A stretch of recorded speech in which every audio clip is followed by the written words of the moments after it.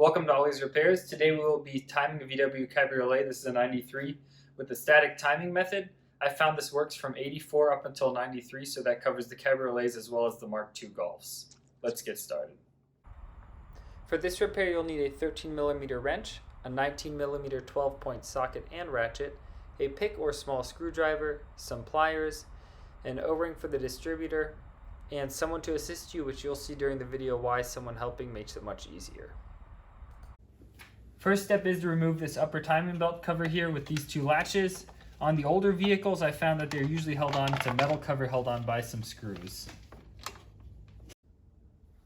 The next step will be remove this plug on the transmission here. First, we're going to pull out this little white cap and then use some pliers to remove the plug. And set it aside. Okay, next step is to remove the distributor cap, remove the one latch and the opposite latch, remove the cover, note its orientation, you can just kind of set it aside here. And then the next thing will be to remove this rotor by just pulling up, removing this little dust shield, and then place the rotor on. This will be for our distributor timing, so we can see our distributor timing mark for later. Next, we need to take a 19mm 12-point, put it on the crank bolt here, and then as someone monitors the inspection plug, slowly spin the engine forward towards the front of the car. If you're looking at the pulley from this angle, from the right side of the car, it's going to be clockwise. It's going to be clockwise.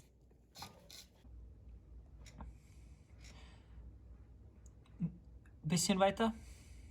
Noch ein bisschen. Just a little bit further. A little bit further. So that's the 6 degrees before. Just a little bit further.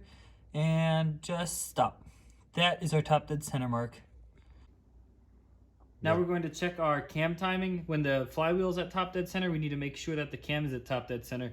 On this car, you can see it has this arrow right here where it says OT. And you also have this little indentation where it says O and T on both sides of it. These have to be in a line. On earlier cars, there's a little dot on the side of this cam sprocket, and I'll put a picture in the video for that.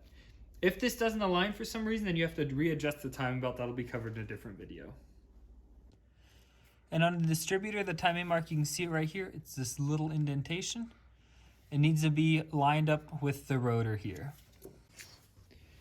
There's a little O-ring that sits under the distributor here. We're going to replace it. It's a little leaky around there, a little wet from the oil, so we're just going to replace it while we're at it. So for that, first thing, we're going to remove this connector to the hall sender. You just push in on this little clip and pull out. Carefully set that aside. And then next it'll be cracking loose this 13mm screw down here and removing that.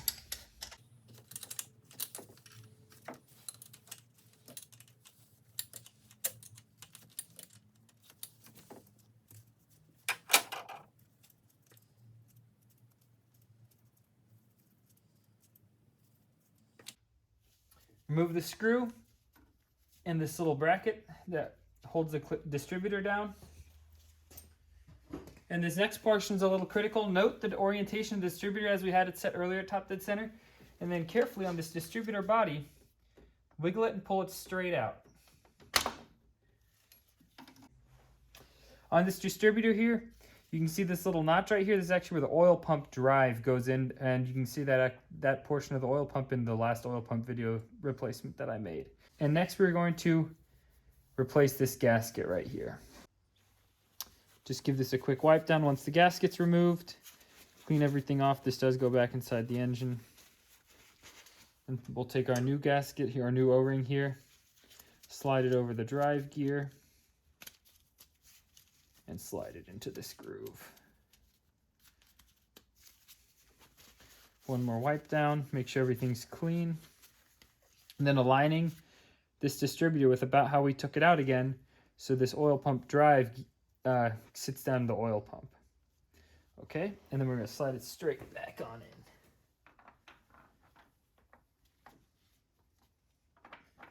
It may take just a little bit of wiggling, but if you paid attention while removing it, it'll go right back in. All right, now it's sitting in there. You might sometimes have to give it a little turn to wiggle it so that gasket that we just replaced is still, so it goes in there nicely. And next we can reconnect the Hall sensor, the Hall sender.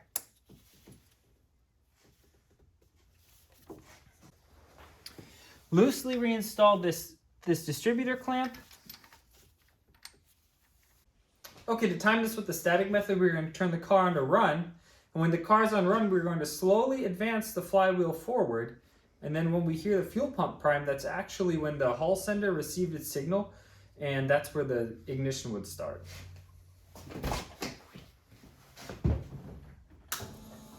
Okay, we're back inside here at the inspection plug in the transmission. Now you're going to have your partner slowly turn the engine forward, and we are going to keep an eye out for that 6 degrees before top dead center timing mark, which is that notch cut in. Okay, slowly turn it forward.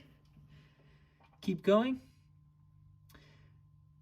And you can start to see the notch keep going just a little bit. Okay, stop. So you can see we are a little bit early on the timing. Okay, since the timing was a little bit early, we're going to take this distributor and turn it just a little bit clockwise. And then we're going to try the same thing again. But this time we need to make sure to spin the engine backwards approximately 1/8 of a rotation and then spin it forwards. Okay. Go ahead.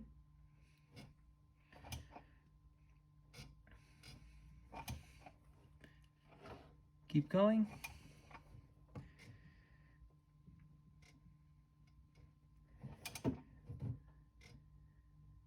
Yep. Okay, we can see the first timing lug here. This is for, and then there you can see the 6 degrees before top dead center timing mark. Stop. Okay, so he ended up turning it just a little further than when the fuel pump primed. But as you can see, we're actually perfectly timed now. Okay, the next part's a little bit challenging, but now that we adjusted the distributor housing to perfectly be timed, we have to tighten down this distributor holding bolt. Just use a 13mm wrench and tighten it down. It's a little tight to get in here, and make sure we don't bump the housing or anything and mess up our timing that we just set earlier.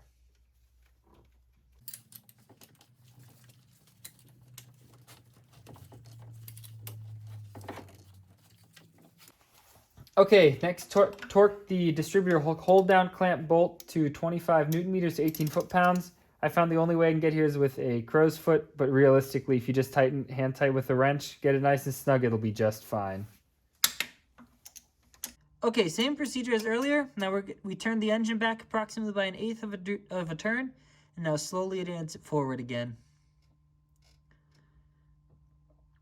Slowly, we can see the time mark come into view, that notch. Keep going just a little bit slowly. A little bit more. And stop. Okay, you can see how the timing mark aligns still perfectly with the mark on the transmission, that little V that comes down. The engine is still timed after we tighten the distributor hold down bolt. Okay, now that the car is timed, make sure to remove your 19mm socket so we don't start it with that. And then we're going to turn the car off.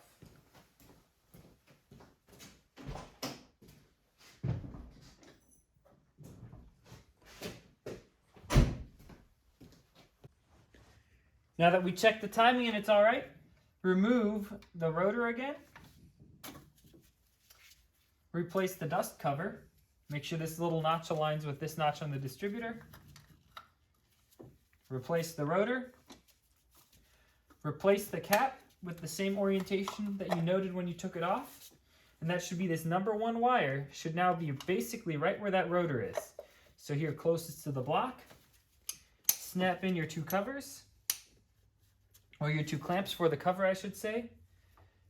And then we're going to replace this inspection plug. This is easiest if you just screw it in by hand, and then the last few turns can be done with the set of pliers similar as when we removed them. If it doesn't go in all the way, you might have to use some pliers for the last few turns. But this is good enough. And then finally close an inspection hole.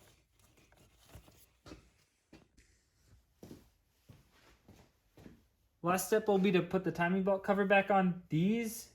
This lip needs to slide inside of this notch down here, and this one needs to slide inside of this notch down here. And then your last step will be to clip on these 2 latches. The last step is to start the car. Make sure that you always have the garage door cracked.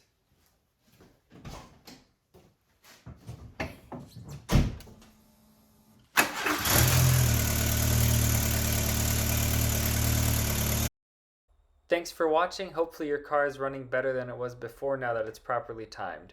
Like, comment, and subscribe for more video content that's being posted regularly.